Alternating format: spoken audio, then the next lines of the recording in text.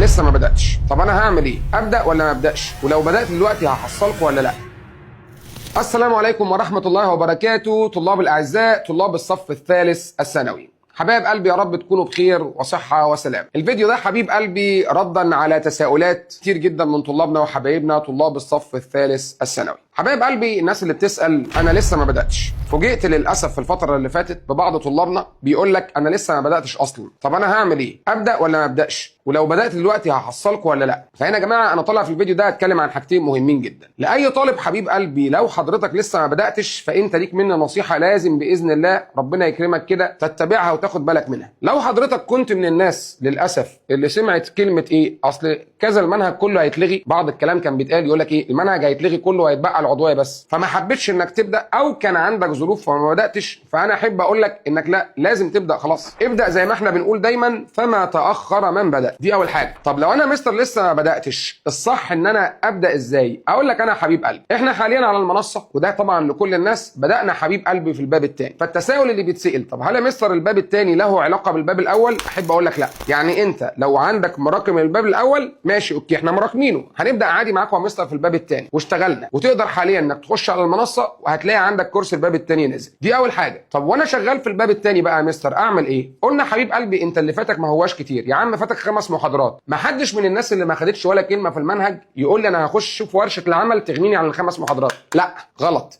ورشة العمل بتعمل ملخص قوي جدا للناس اللي شافت المحاضرة. فلو حضرتك شفت المحاضرات وشفت ورشة العمل كده انت بإذن الله بقيت كويس، مستواك عالي جدا، تدريب عالي وملخص عالي مع حل، كده انت وصلت بإذن الله تعالى. طب لو انا ما شفتش، لا حبيب قلبي لازم تشوف الاول المحاضرات. طب انا هعمل ايه؟ تقوم سيادتك مشترك في كورس الشهر الاول وانت ماشي في الباب الثاني، وتاخد كل اسبوع محاضرة من الجديد اللي بتنزل لك ومحاضرة من القديم. كده حبيب قلبي انت عبال ما تخلص الباب الثاني بإذن الله كمان هتكون لميت معاه الباب الاول، وبكده يا صديقي تبقى انت مش مراكم اي حاجة، وده الصح. اما لو الشيطان اخدك فانت حبيب قلبي اعرف ان هي بياخدك خطوه خطوه. الشيطان ما بياخدش واحد ويقول له مره واحده يلا نبوظ كل حاجه. ربنا سبحانه وتعالى بيقول لك يا ايها الذين امنوا لا تتبعوا خطوات الشيطان. الشيطان بيسحب البني ادم خطوه خطوه، مش حاجه اسمها مره واحده يقوم واخدك كده، لا لا لا، هي بتيجي خطوه خطوه خطوه خطوه، تلاقي نفسك في الاخر ضعت ومش عارف تعمل ايه، وتقعد تسال بقى يا جماعه انا السنه كلها ما فتحتش حاجه. فاوعى حبيب قلبي تكون من الناس اللي الشيطان للاسف هياخدها لطريق الباطل وتيجي في الاخر تبقى مصاب بالحسره والندامه، لان كمان لا نفسك تستاهل منك كده ولا اهلك يستاهلوا منك كده. تنبيه تاني بقى يا شباب، احنا عارفين لفتره طويله للاسف كان عندنا تقصير في موضوع المذكرات. احنا بنعلن للمره الثانيه يا شباب ان المذكرات بتاعه الباب الاول والثاني، مذكره الباب الاول والثاني متاحه في كل المنافذ، وموجوده كمان متاحه للشحن سواء على بوك بي او بوك ستور، فلو طلبتها باذن الله هتوصلك بشكل سريع. طب انا كمان بنبه على المذكره ليه؟ اسال زمايلك بقى اللي معاهم المذكره، يقول لك انت فايتك كتير، مستوى راقي وعالي من التدريب والاسئله. ده اللي احنا بنقدمه دايما يا جماعه في مذكراتنا. لن تجدوا، مع احترامنا لكل شيء لكل الناس اللي بتعمل كتب، لن تجدوا في الكتب الخارجيه. طب الكتب الخارجيه فيها شغل وعالي. بص بقى انا بقول ايه عشان بس واحد يقول لك ايه اصل هو بينسب الفضل لنفسه والغير لا لا لا لا, لا مفيش الكلام ده. الكتب الخارجيه فيها اسئله ما شاء الله قويه جدا، واحنا بنحل مع بعض على المنصه زي ما احنا قلنا كتاب الامتحان كاملا ومندليف كاملا عشان الناس اللي بتقول لك هو بيحل اجزاء، كاملا بنحل كل محاضره الاسئله كامله على المحاضره بتاعتنا. يعني بندي مستوى تدريب كمان عالي جدا على المنصه، بس اللي يعرف يسد ما شاء الله عليها.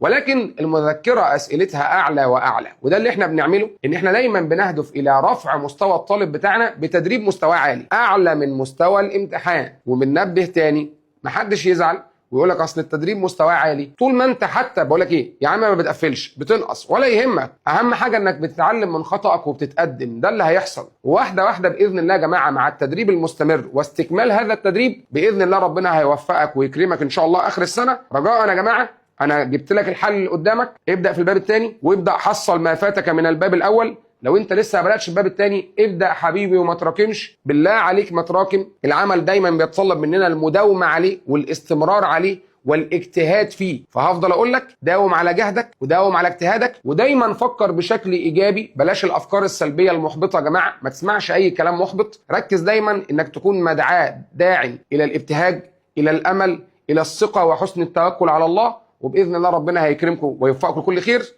اشوفكم دايما على خير، والسلام عليكم ورحمه الله وبركاته. لا استنى بس، انا كنت هقفل الفيديو بس استنى، انا عايز اقول لك حاجه يا اسطى. انت في ثانويه عامه حاليا، والله العظيم انت في ثانويه عامه حاليا. يعني ايه شهر 5 اللي انت موجود فيه دلوقتي اللي هو عمال بيطير عمال بيطير يوم بعد يوم. اليوم اللي انت بتنام فيه على السرير وتقعد تقول فيها ده انا مكتئب والكلام ده كله، غيرك بيبدا في جداول اللي احنا بننزلها لك على اليوتيوب ويبدا يشتغل ويعمل اللي عليه. وفي ناس اوريدي بدات في الفيزياء وفي ناس اوريدي بدات في الكيمياء والدنيا تمام، وبقت الدنيا بقت كويسه معاهم والموضوع بقى كويس. تعال اقول لك حاجه، انا هوري لك اللي هو من على قناه اليوتيوب عندنا اللي هو البوست اللي احنا كنا منزلينه للطلبه اصحابك. ادخل يا باشا وشوف، ادخل وشوف يا باشا، تعالى انا هوري لك. لو جيت دخلت على الكوميونتي عندنا وبصيت هتلاقي دكتور احمد فادي ده الامتحان اللي احنا كنا بننزله الاوائل بتاع الامتحان والليله دي كلها اهوت يا اولاد.